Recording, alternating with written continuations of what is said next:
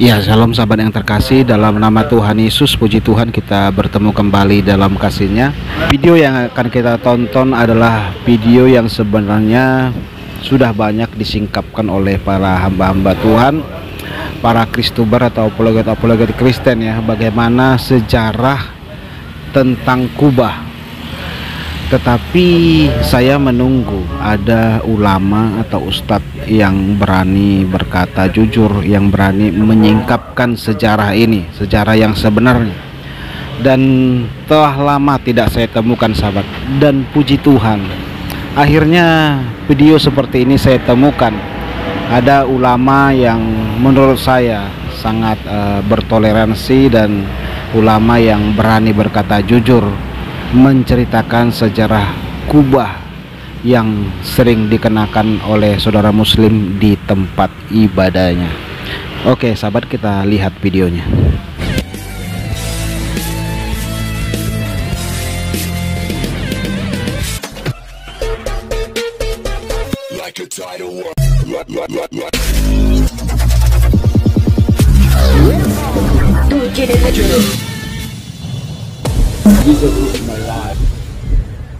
Saya sekarang mengatakan yang namanya gubah itu berasal dari gereja.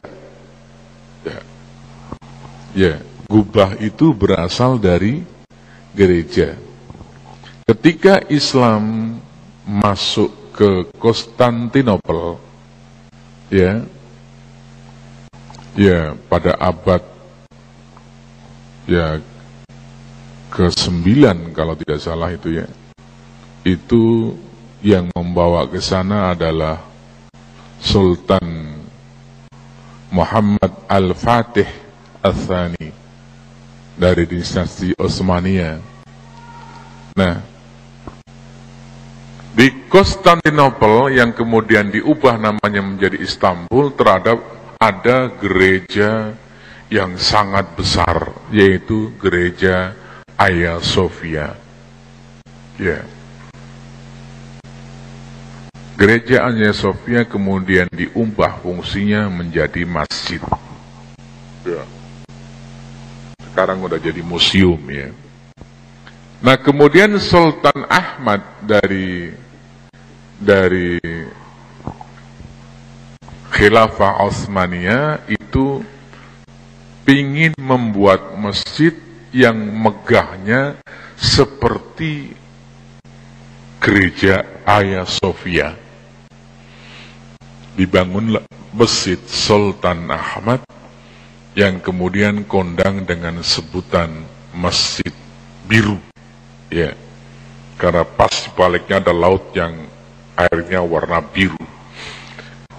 Nah, itu kemegahan itulah ya, karena dari gereja kemudian ditiru bikin masjid, sementara Khilafah Utsmaniyah itu menguasai negara-negara Arab, akhirnya bentuk-bentuk ya gubah itu yang mengambil dari gereja Romawi Timur ya, itu kemudian menyebar ke negara-negara Arab ya, ke Mesir dan sebagainya.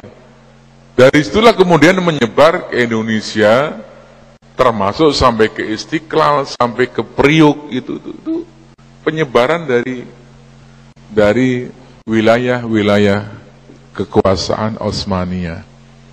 Jadi kalau dilacak aslinya gubah itu dari mana? Itu dari gereja, gitu kan. Nah, tapi nggak ada orang mengatakan gubah ini haram gitu ya. Itu anehnya itu. Karena apa? Karena sudah terpatri bahwa gubah ini dianggapnya Islam gitu loh. Itu. Makanya nggak ada orang pernah mengatakan haram. Ya sahabat, terima kasih buat Bapak Ustadz ya, yang sudah berani menceritakan sejarah ini dan menyatakan sejarah yang sebenarnya, yang sesungguhnya. Sekali lagi terima kasih Pak Ustadz, terima kasih. Sebenarnya hal seperti ini perlu diceritakan dan perlu dibongkar sahabat, tentang sejarah-sejarah kekristenan. supaya tidak ada perselisihan atau pengklaim-klaiman daripada pihak-pihak orang yang tidak bertanggung jawab mengenai hal-hal yang seperti ini, sehingga mereka yang menggunakan kubah tidak merasa dituduh sebagai seorang penista. Kadang-kadang hal-hal yang memang terjadi banyak di kalangan kita ini, ketika melihat orang berhijab dituduh menista agama Muslim, ketika melihat orang yang berpeci dituduh menghina agama Muslim, ketika melihat sebuah gereja ada kubahnya, wah ini gereja ini kok meniru-niru masjid, menghina nih, menista nih, kata mereka yang tidak mengetahui sejarahnya. Ketika melihat orang sujud syukur gitu ya, mereka berpikir Kristen mencontek-contek Islam. Nah, ini yang menjadi permasalahan. Tetapi kalau ada ustadz, ulama yang berkata jujur, berani seperti ini, saya cukup salut dan hormat ya. Karena begini sahabat, kalau kita yang menceritakan, mereka selalu berpikir kita bohong, kita sedang hoak gitu.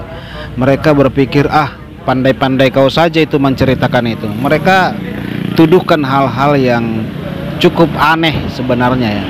Tetapi kalau dari kalangan mereka yang menceritakan, supaya terbuka hati mereka bahwa inilah Kristen. Kristen ada sebelum Islam muncul. Kristen ada jauh sebelum Islam muncul. Bahkan kekristenan itu telah sujud memuji Tuhan, menyembah Tuhan sebelum adanya Islam. Jadi kalau ada orang Kristen sujud itu bukan meniru Islam. Kalau ada Kristen berdoa menengadahkan tangannya begini, itu bukan meniru Islam atau menghina agama Islam. Karena Kristen sudah melakukan hal tersebut jauh sebelum Islam datang. Bahkan Alkitab banyak menganjurkan bahwa orang Kristen itu selain melipat tangannya juga menengadahkan tangannya. Dan di Alkitab itu banyak anjuran supaya kita sujud, gitu sahabat. Jadi tidak mengherankan bahwa orang Kristen itu sudah sujud gitu, sudah menyembah Tuhan dengan sujud. Nah, banyak itu gitu saudaraku. Jadi bukan berarti mencontek-contek, bukan karena mau menghina. Jadi video-video seperti ini sebenarnya banyak loh. Saya upload, saya singkapkan, saya sampaikan di upload video saya yang di bawah. Silahkan saudara cek, silahkan saudara lihat ya, bagaimana kekristenan, ibadah kekristenan yang ada di Timur Tengah. Mereka itu sudah seperti itu. Oke sahabat yang terkasih, demikian yang bisa saya sampaikan. Tuhan Yesus memberkati kita semua. Shalom.